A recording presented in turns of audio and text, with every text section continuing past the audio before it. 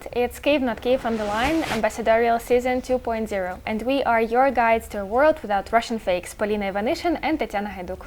Today we have a pleasant company of Her Excellency, Ambassador of Germany to Ukraine, Anka Feldhusen.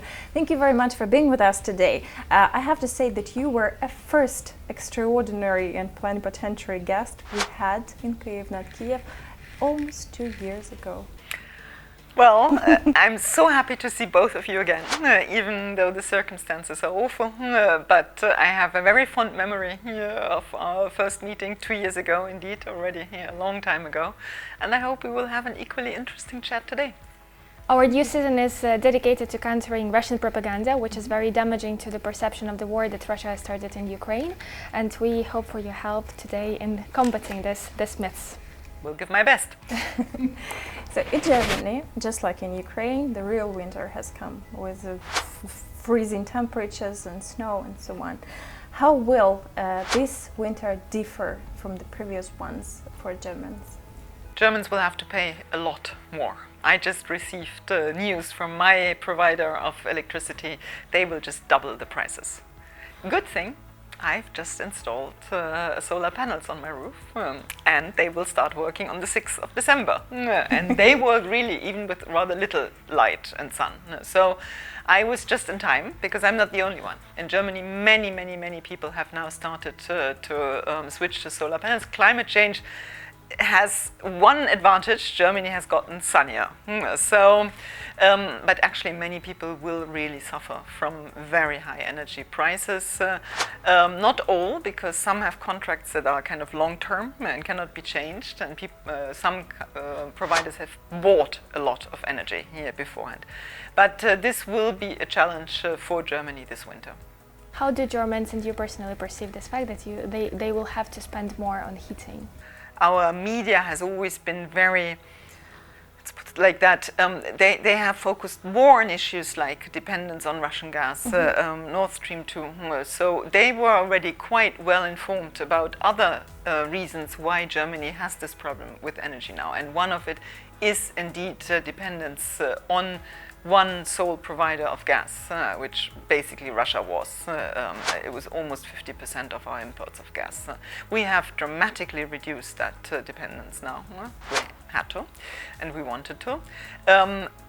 I think people will, I mean, of course, they see the war and they pity the Ukrainians who have to suffer from it, but they say, well, we're also suffering. But when they want to, they get a lot of very good information on that. And our government has been very open also, saying it was a real mistake to rely so much on one sole provider. Meine Wahrnehmung aus vielen Gesprächen mit deutschen Wirtschaftsvertretern ist, dieser Fehler passiert uns kein zweites Mal. I think there is a danger there that the Russian narrative might get into people's minds, but there is a huge counterweight in very well-informed media in Germany. So who do Germans blame for depriving them of usual comfort? I hope not Ukraine.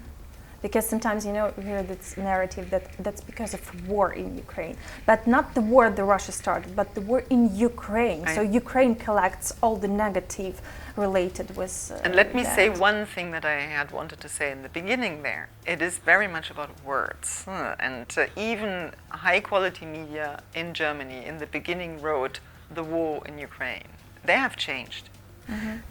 For sometimes they wrote Putin's war, which is also not true. Now they are putting the Russian war of aggression against Ukraine. And this helps, and I have talked to numerous German journalists here and in Germany to point out that words matter. And why words matter is something that I had already tried to explain to Ukrainians before the war.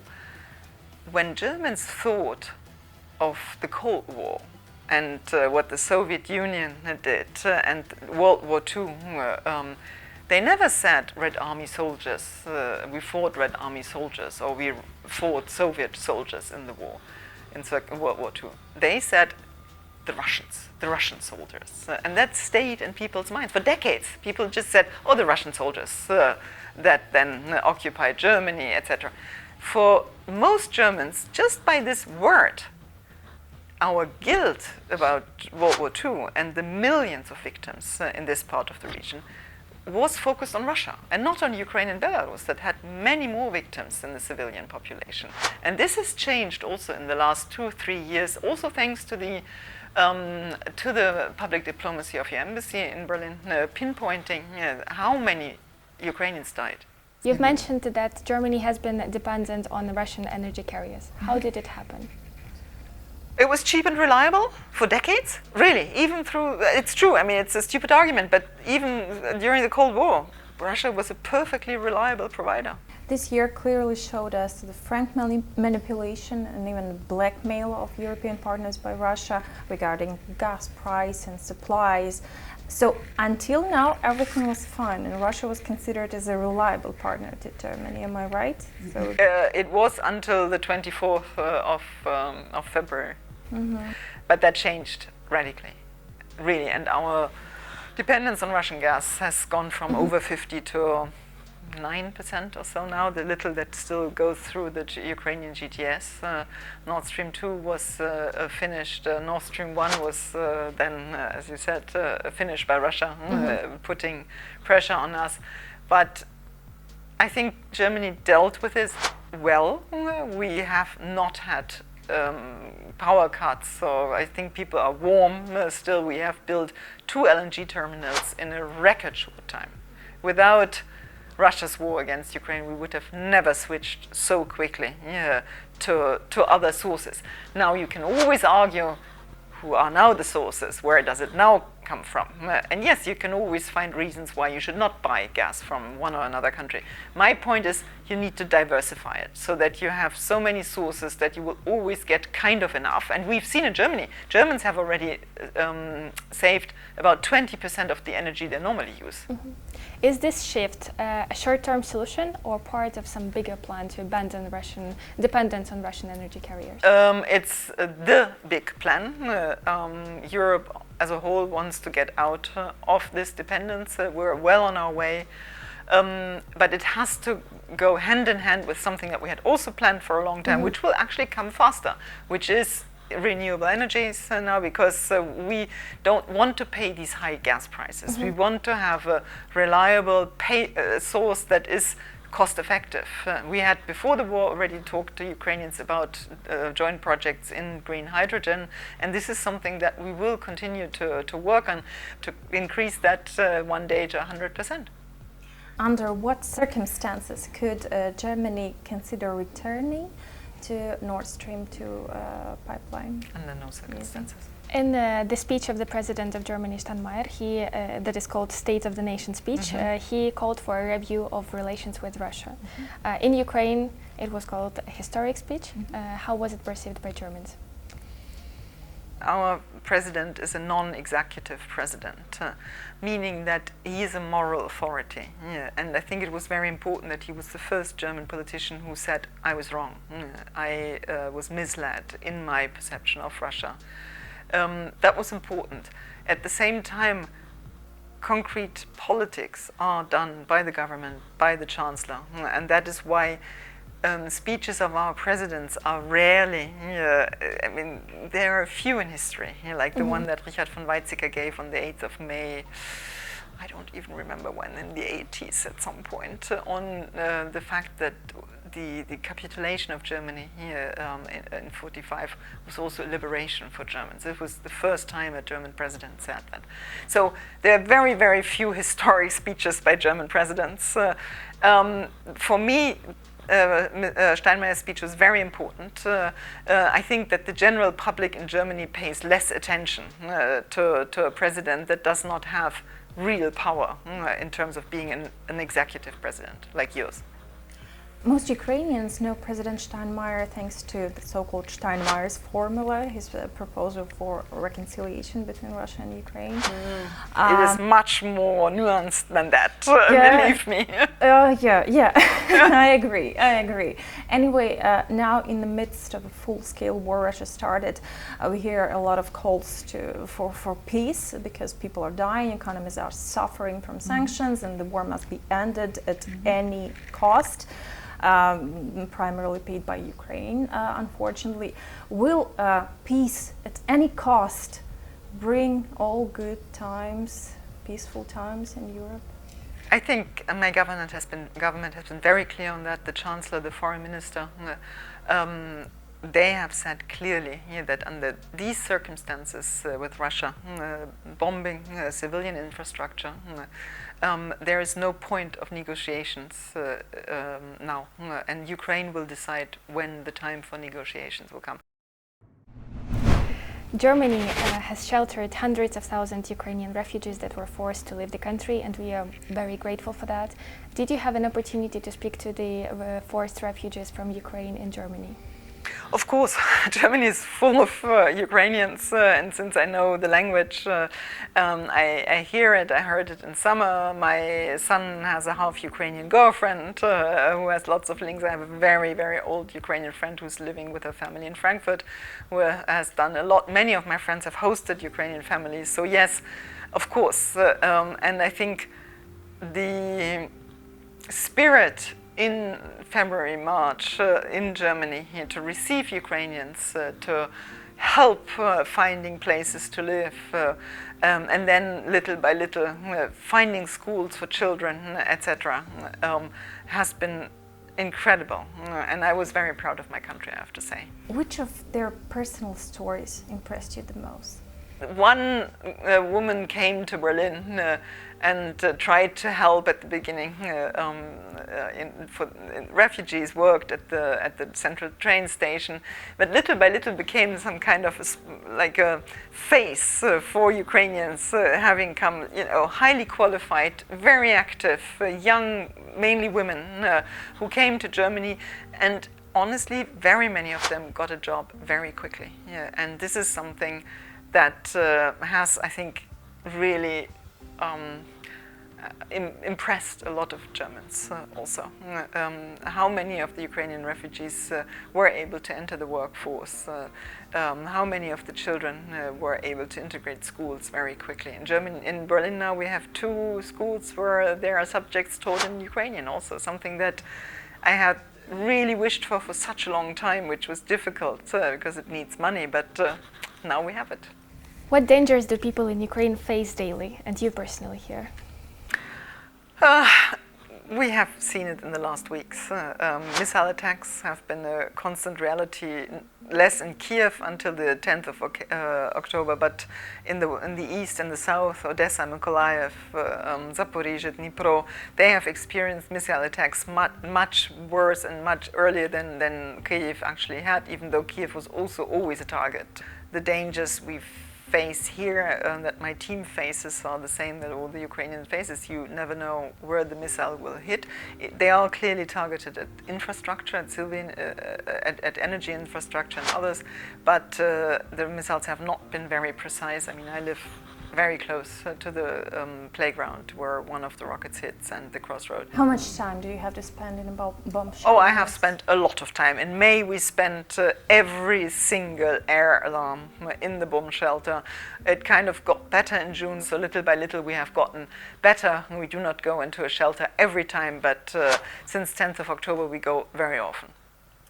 What do you see as the personal tragedy of people who had to flee the country because of this situation? For example, of people with children?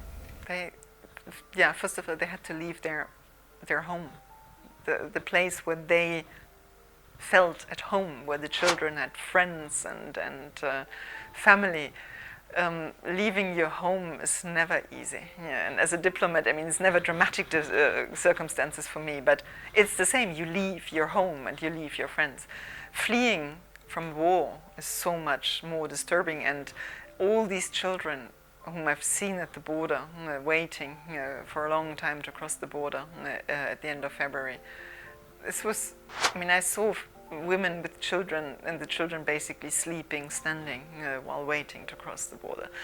Leaving home, adapting to some other place, leaving the fathers behind. I think this is one of the hardest things to do, knowing that they fight here.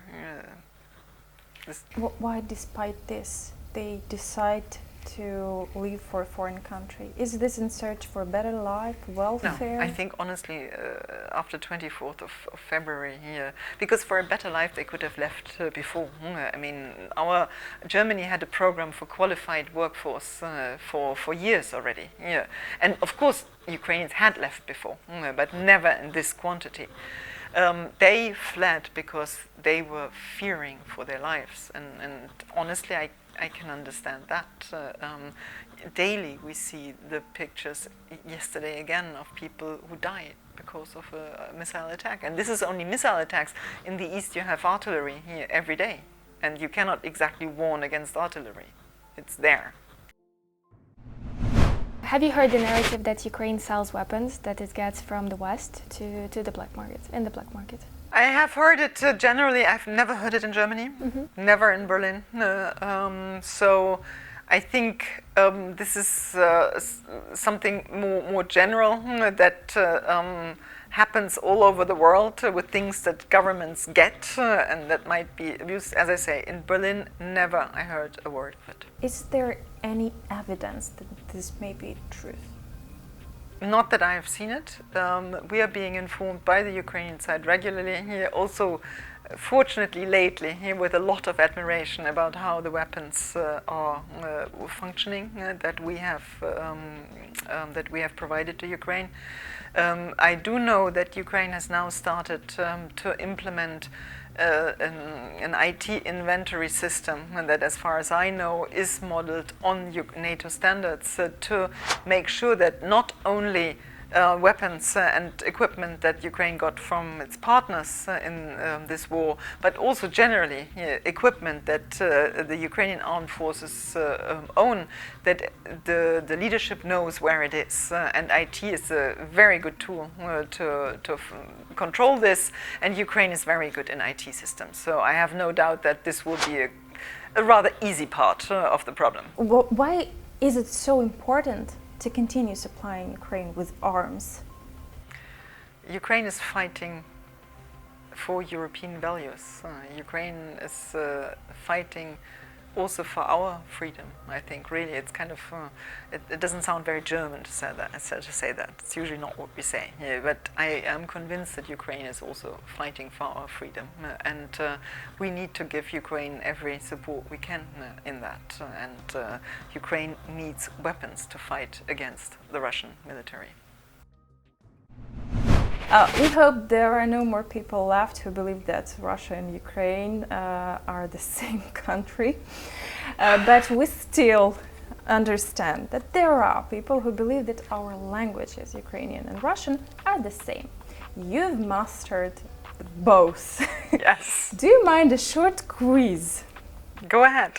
Okay. So our first question is how to say in Ukrainian the Russian word самодержавец. Державец, which is like autocrat in English. I don't know, actually. This is a tricky question, yes, because there is no such a word in Ukrainian. Yes. Because in Ukraine has always been democracy, so we don't have any word of autocrat, самодержавец in the language. We have some English. That's one I bet you know. What word do Ukrainian soldiers ask to say at checkpoints to check if it is friend or foe coming? Скажи слово «поляныця». Oh, I heard that story here, but I can't remember. Полуниця? Полуниця. Це добре, полуниця. Yeah, so why this particular word? Well, because Russians would probably say паляниця. Yeah, exactly, because of phonetics, which Russians are unable to reproduce, because there are a lot of words and sounds in Ukrainian that Russians cannot say without an accent. So that's easy to check who's coming. Absolutely. How would a pencil be in Ukrainian and in Russian, if you know? A pencil. Olivets is the Ukrainian word. I'm very proud that I remember that.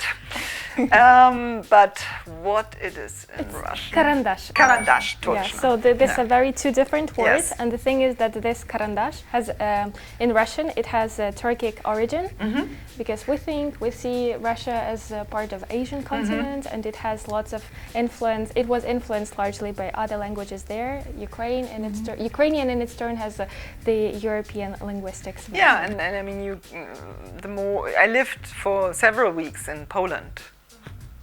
because we had to leave Kyiv, and I understood really rather a lot of the Polish language because I know Ukrainian.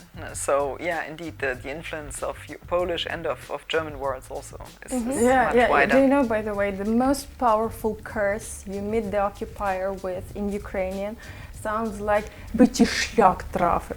And you know where did it come from? It's Germany's. It's Germany's from Der Schlag hat ihn getroffen. Der Schlag hat ihn getroffen, okay. Yeah. Oh, I didn't know that. You first learned Russian and then Ukrainian, yes, right? I learned Russian in the middle of the Cold War. At school. So what was the most difficult part of learning Ukrainian after you knew Russian? The first 2 weeks were difficult because my teacher thought she could use textbook for Russian native speakers who learn Ukrainian, knowing that I know Russian and quite well. That didn't work. My brain needed to go from Russian to German and then to Ukrainian. That was just like the pronunciation was for me a real challenge. To switch from Russian to Ukrainian pronunciation. In the end, that's when I at some point gave up speaking Russian because I cannot speak Russian any longer. I had one Russian exam in Germany and couldn't really, for the sake of it, remember what the Russian word for uhoda is. And just said, ugoda. And she looks at me and said, this is not a Russian word. And I mean, I really almost never again spoke Russian here in Ukraine because I'm a bit of a language Taliban. I like to speak it properly. Yeah. And I understand Russian, I read Russian, but to speak it for non-native speakers is very difficult to switch from one language to the other easily. So KYIV Not Kiev and Ukrainian Not Russian. As our conversation comes to an end, I would like to ask you a traditional question that we ask at Ambassadorial Season 2.0. What are the good Ukraine-related news from Germany would you like to tell to the audience of the KYIV Not Kiev program? Well, it is something that I've said already months ago in an interview. Germany was, is, and will be Ukraine's most reliable partner. Some journalists laughed at me a few months ago, and you all know very well why, but I think this is really true and I believe it. We have been your most reliable partner and your strongest partner since 2014. I was very sure that once Germany had kind of really implemented this Zeitenwende, the fact that we have really changed our politics, which for a huge country takes longer than for others, and we change it perhaps much more than others, that we would again become the most reliable partners, helping Ukraine in all fields and very often being able to just build on stuff that we had done since 2014. We are very often now asked for helping in traumatized people, IDPs, soldiers. We had very good programs in mental health that we can just continue doing. We had just started building living spaces for IDPs in Novy Dar. Well, we took the money here and now we're trying to build a living space in the West for IDPs. So we could really build on something that we had already done for 8 years, and that helps.